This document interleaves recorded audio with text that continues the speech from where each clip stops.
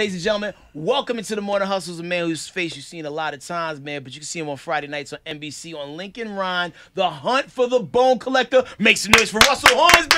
Yep. What's up, baby? The love, it's all good. Fighting lines with a switch, but I'm winning. Bro, and like when you walk to the studio, you know sometimes, Billy, people got that face where you feel like you knew them already because you've seen them in so many things. Yeah. Seen you be a dad. Yeah. You know what I'm saying? That's been the main thing. My dad, little detective, you know what I mean? Police extra. Right, you know what I'm saying? Heard your voice in video games. It's like, I played Army at 2. Yeah, that's what's up. You sounded black. Then you start walking up on him like, yeah, man, remember we was at the... Nah, you don't know me. I know you. That's what it is. Yeah, man, my wife's with me. So, yo, Russell, man, it's great to have you on, Thank you, man. appreciate it. And you're giving people a reason to sit home on a Friday night. Yeah, man. Lincoln Rhyme Hunt for the Bone Collector, trying to bring something back, that audiences and fans are familiar with, based on the book, The Bone Collector, and obviously taken from Denzel Washington's role from the same name, The Bone Collector, with he and Angelina Jolie about 20 years ago, you know. So I think it's about time to just something that's worth revisiting, and we're looking at it, that original film from 99, that was The Bone Collector for that time. Right. And so here we have Lincoln Rhyme Hunt for the Bone Collector for this new millennia and for 2020. And we're approaching it differently, got different rhythms. The main thing is that they had 2 hours to tell their story. We got 10 hours to tell our story. You know what I mean? Right. So you get a little bit more in depth, learn more about the characters, learn more about the Bone Collector and all those kind of things. It's gonna be nice. It's real good. Yeah, I think to see at this point is like seeing how many different roles you can encompass and how you tool something from each role and roll it over into each movie. Like you have a wide variety of stuff from doing the stuff you did with Creed. Like that role is completely different from what you did on Lincoln Heights. That is being different. So how do you bring so much of what your backstory is for your personal character into a new character and shape that out? Well, I think the main thing is, first and foremost, as an actor and an artist, is being in touch with who you are, first of all, and being in touch with humanity, being in touch with the people, right? And so not being afraid to be places, not being afraid, as I like to say, be in the rhythm section. You know what I mean? Yeah. Not being able to sort of traverse all these different landscapes in the country and in the world. And I get my energy from the people. You know what I mean? And also it's about, who you are, where your consciousness level is, the books you read, the shows you watch, all of those things influence and inspire you. And so I'm able to take all that from, as I said, the people I meet, the places I go, and just harness it. You know what I mean? And we're basically, we're our experiences, you know what I mean? We're our life. And so that's what I'm here to, to give back, and that's what I look to do. And then I'm one of those kind of cats, man. I just go deep when it's time to get to work. I really just dive in and just sort of expose myself to as much information as possible. Something that happens sometimes when you get a movie and you turn it into a series, the first question is like, well, how are you going to stretch this out? Yeah. But I've binged a few episodes. Yeah. Not Not only do y'all do a great job of fleshing it out, the supporting cast is dope too. Absolutely. Like, I mean, you have a lit crew of people helping you out along with the process, man. Is it as fun on the set as it seems? Because I know a lot of things that it touches on is serious. Like, they're dealing with serious crimes and just heinous things. But do you guys have a fun environment on set? No, it is fun. I mean, we have some great talent. Ariel Kebbel, who plays Amelia Sachs, the role that was originated by Angelina Jolie. We have Michael Imperioli from, Sopranos, whatnot, coming in there. And the thing is, as I say, everybody's a professional. The saying goes, amateurs get trophies and pros get paid. Right. So everybody's coming to go to work. Everybody's done their homework. They know what they got to do. So you're able to have fun because you've done all the work before. Come in, laugh, joke, whatever. When action rolls, let's go. Let's get it in. And then cut rolls, hey, what happened? What's the game? Who winning? What's going on? How we living? And we have just some talented people. And that's the most part. That's what you love to work with. You work with people who are experienced, people who are talented, and people who understand what the game is. Playing a police officer or a detective, how with this climate, with everybody, how they feel about maybe how police officers are perceived now with how the treatment of African Americans is, how do you take that as an African American male and put a detective in a different light, or how would you introduce them to the country this way? Well, I don't run from that aspect of that police officers at times are enemies. You know what I mean, in a sense. When I was working on the first show, Lincoln Heights, right, which was a family drama, I played a police officer.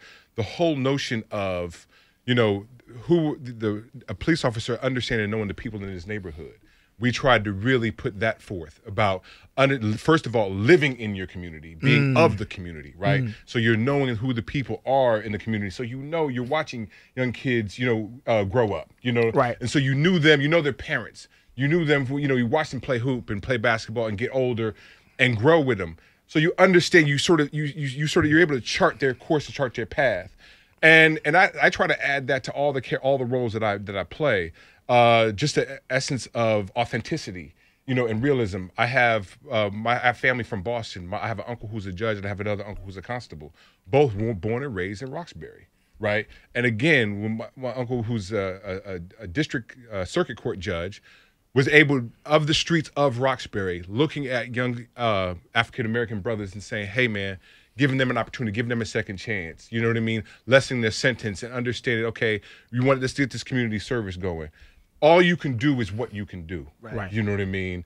As the individual. And again, it's about where you are, where your humanity is, where your consciousness level is, and who you surround yourself with. Yeah, that's dope. And again, so when people see the authenticity that you play the roles, that comes from me being, a person, a man of the people, so to speak. Living life. Living life. Yo, so to the untrained eye, people don't understand the business. They assume once you book your first big movie or your first big gig, they're coming through with the giant publishers, clearing house, $1 million check. All your problems are over. Yeah. But people don't understand it. Like acting in any part of entertainment, you have your hot and cold season. Absolutely. So Russell Hornsby, how do you survive, or how did you survive during those seasons where like the phone wasn't ringing the way you thought it was going to ring, but you just got off of just doing a dope movie or a nice run on a series? Well, the thing is, you had to realize, my mom used to tell me, you got to always be working.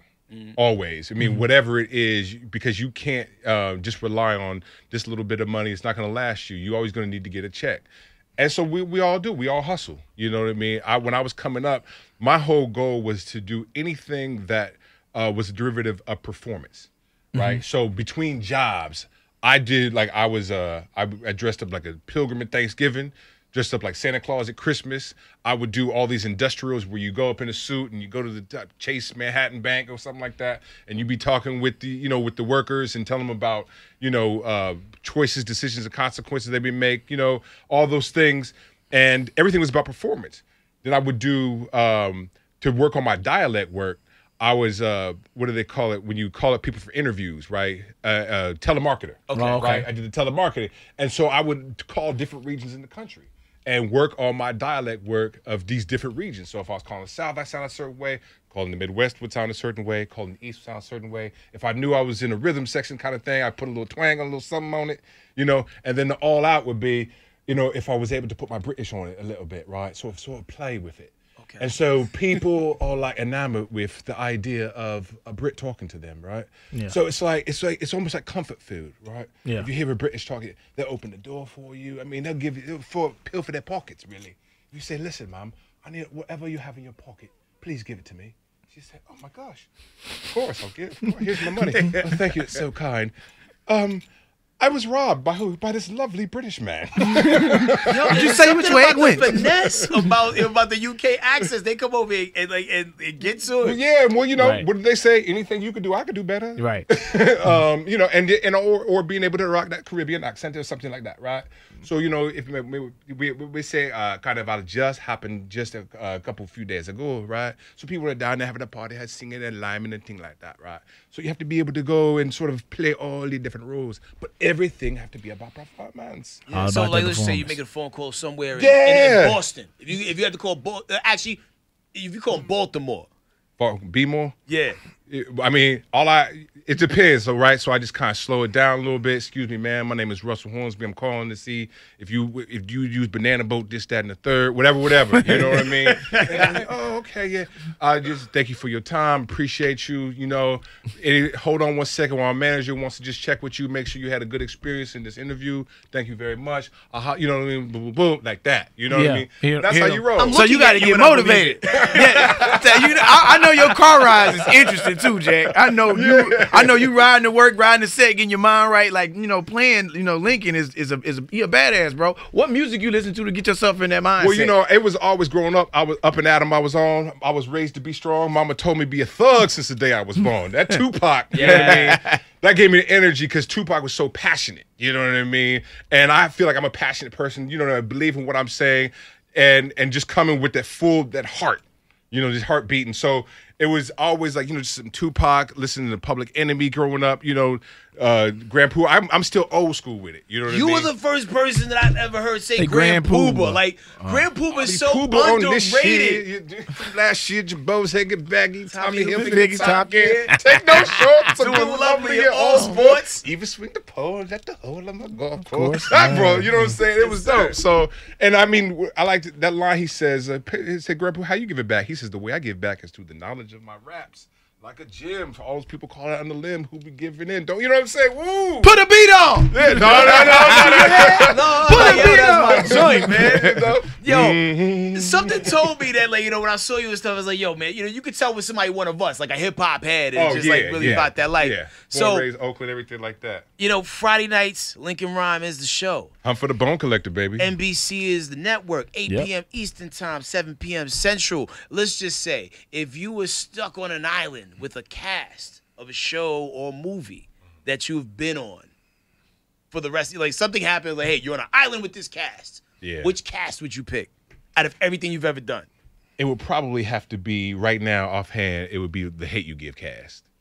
And the reason why is because the energy and the talent of those young people, Amanda Stenberg and others, Lamar Johnson and Regina Hall, but that energy of those young people, you know, really helped just encourage us, you know, working together. And I saw that these kids were ready to be students of the game, you know what I mean? So they had a lot to offer.